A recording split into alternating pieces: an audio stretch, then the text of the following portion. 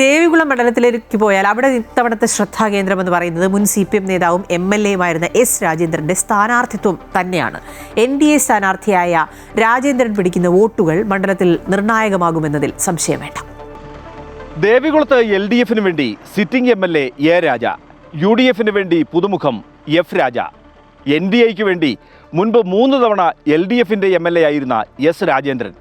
അങ്ങനെ ദേവികുളത്തെ മത്സരം രാജകീയമാണ്. 3 തവണ LDF MLA ആയിരുന്ന S. രാജേന്ദ്രൻ ഇത്തവണ NDA സ്ഥാനാർത്ഥിയാണ്. തമിഴ് തോട്ടം തൊഴിലാളികൾക്കിടയിൽ രാജേന്ദ്രന് നിർണായക സ്വാധീനമുണ്ട്. ഇത് വോട്ടായി മാറിയാൽ ഇടത് വലത് മുന്നണികൾക്ക് ഭീഷണിയാകും. രാജേന്ദ്രൻ മത്സരരംഗത്തുള്ളത് തങ്ങളെ ബാധിക്കില്ലെന്നാണ് LDF നേതൃത്വം പറയുന്നത്. അവർ നേരത്തെ തന്നെ BJP ആയി കച്ചവടം ഉറപ്പിച്ചു വച്ചേക്കുമായിരുന്നു. ഇത് പാർട്ടിക്ക് മനസ്സിലായി. ഞങ്ങൾ 3 വർഷം മുമ്പ് ഞങ്ങളുടെ ആളുകൾ പോകാതിരിക്കാനുള്ള പണി ഞങ്ങൾ താഴെ എല്ലാം നടത്തിയിട്ടുണ്ടായിരുന്നു. LDF എന്നുള്ള നിലയിൽ ഈ മണ്ഡലത്തിൽ രാജേന്ദ്രൻ ഒരു ഫാക്ടറി അല്ല.